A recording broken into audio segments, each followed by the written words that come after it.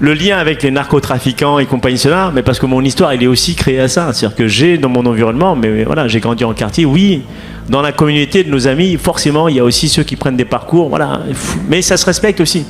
Parce qu'ils vous voient dans la rue, ils savent qui vous êtes, ils vous respectent. Quel que soit leur parcours. On n'a pas à juger les gens. Des propos assez ambigus que Bali Bagayoko n'a pas souhaité nous commenter. À la cellule investigation de Radio France, nous avons longuement enquêté et nous avons découvert que Bali Bagayoko est intervenu récemment à 2 reprises en faveur de 2 frères, Ahmed et Adams Doumbia, tous les 2 condamnés plusieurs fois pour trafic de drogue. Cette fratrie, elle est bien connue des services de police de Saint-Denis. 6 frères qui affolent la justice, titrait Le Monde en 2014. Les frères qui font trembler le 9-3, écrivait l'Express en 2017. Le premier frère, c'est donc Ahmed Doumbia. Son casier judiciaire est long de 12 pages, violence sur conjoint, trafic de stupéfiants et menaces de mort sur des policiers de Saint-Denis. On a rencontré un policier qui se souvient très bien de lui. Doumbia, ça lui est déjà arrivé, effectivement, de suivre des policiers à la sortie du commissariat. Quand on sortait avec nos véhicules personnels, on faisait ce que les délinquants appellent des coups de sécurité. On regardait dans nos rétroviseurs. Certains venaient en moto avec des casques intégrales où on voyait pas leur visage pour faire en sorte qu'effectivement, on puisse pas aller jusqu'à leur famille. C'est quelqu'un qui était considéré comme quelqu'un de dangereux. Ahmed Doumbia s'est récemment reconverti en gérant de boîte de nuit, le Circus, au 15 rue de la Poterie, une zone d'entrepôt et d'habitation de Saint-Denis.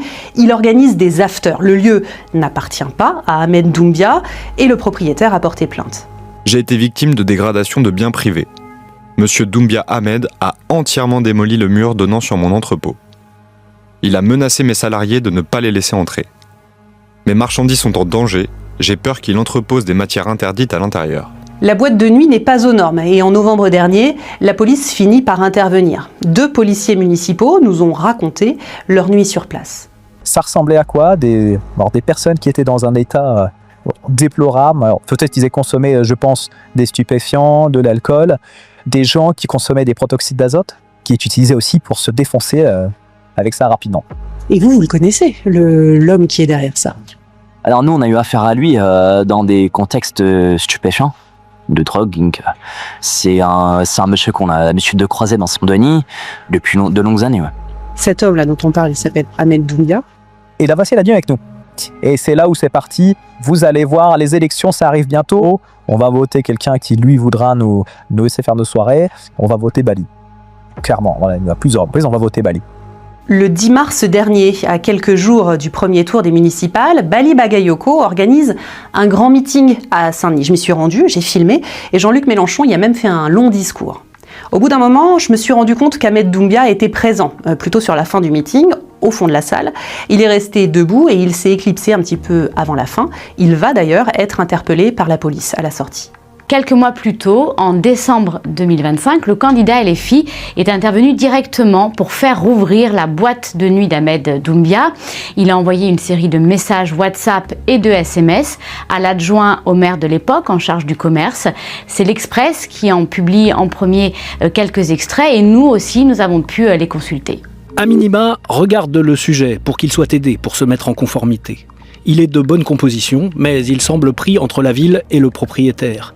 Le peu d'économie qu'il avait a été mobilisé pour les travaux et malgré cela, aucun retour de la ville.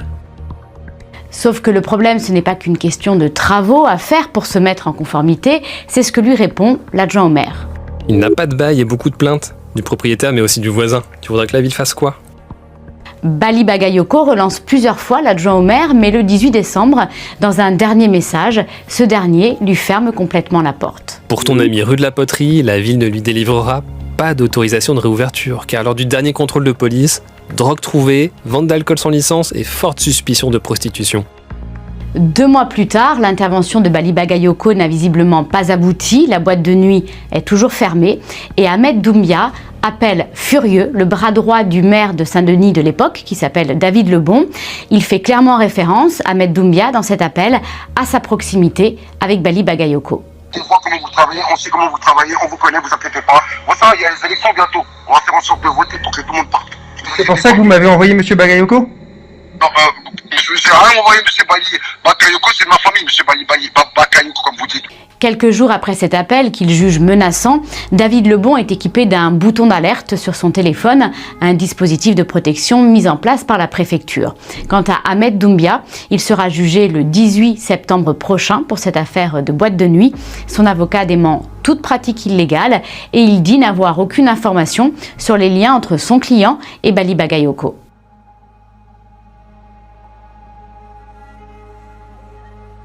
Interrogé sur son intervention en faveur d'Ahmed Doumbia, Bali Bagayoko n'a pas souhaité nous répondre. Tout récemment, Bali Bagayoko est intervenu aussi en faveur du petit frère d'Ahmed Doumbia, Adams Doumbia, lui aussi déjà condamné pour trafic de drogue, 1 an ferme en 2009 et 9 ans en 2021 pour son rôle dans l'importation de centaines de kilos de cocaïne. Adams Doumbia, c'est un bon joueur de foot. Il a fait une petite carrière en national et en 2020, il adhère au SDUS, le club omnisport de Saint-Denis, et ça inquiète tout de suite l'équipe dirigeante. Adams est arrivé au club à la base en tant que joueur, ayant un bon passé de joueur et pour renforcer l'équipe première. Nous, lorsqu'on a entendu parler d'Adams Doumbia, on a été inquiets, les lumières rouges sont allumées parce qu'on connaissait un peu la réputation de la famille. Ça ne nous a pas spécialement fait plaisir, mais on n'avait pas d'argument pour empêcher son adhésion. Il a adhéré à la section football et peu à peu de joueurs, il est devenu en fait le dirigeant effectif de la section. On s'est senti totalement impuissant et on s'est vraiment posé la question, qu'est-ce qu'il y a derrière tout ça ? Le football a une énorme influence dans les milieux populaires et ça fait, mine de rien, ça brasse aussi beaucoup d'argent. Aujourd'hui, effectivement, Adams Doumbia pilote de fait la section football du club omnisport. C'est ce que nous ont confirmé plusieurs sources. La direction s'inquiète de plus en plus parce qu'un nouvel équipementier, totalement inconnu, a été choisi par la section football pour fournir les shorts et les maillots des adhérents.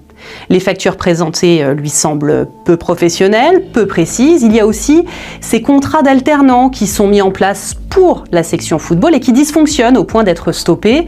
Nous avons appelé Adams Doumbia pour mieux comprendre, mais il n'a pas souhaité nous répondre. En revanche, son associé, l'entrepreneur Sami Selami, nous a répondu par mail. Il dément toute pratique frauduleuse. On ne peut pas dire que les narcotrafiquants tiennent la section foot de Saint-Denis, ce n'est pas vrai. Les narcotrafiquants, il y en a dans toutes les cités en France et certains peuvent aimer le foot indépendamment de leurs activités, mais ils ne font pas leur business dans les clubs. Il peut y avoir des gens avec des casiers, mais la fusion du narco et du sport est hyper rare et à Saint-Denis, ce n'est pas le cas. En tout cas, ces soupçons de mauvaises pratiques empoisonnent la vie du club omnisport de Saint-Denis, à tel point qu'Adams Doumbia, qui n'a pourtant aucune fonction officielle, est en train de faire sortir la section foot du club pour créer une nouvelle structure. Pour moi, c'est un hold-up complet, c'est assez dramatique cette section foot. C'est la section la plus importante du club en nombre d'adhérents. Il y a entre 800 et 850 gamins qui jouent. Et on a un homme qui a été condamné pour trafic de drogue qui va diriger cette future activité dans une future association. Je comprends vraiment pas la position de la mairie qui appuie cette séparation et qui la rend possible. Le maire de Saint-Denis, Bali Bagayoko, appuie effectivement ce projet de scission. C'est écrit noir sur blanc sur le procès-verbal du comité directeur du club qui s'est réuni fin mai.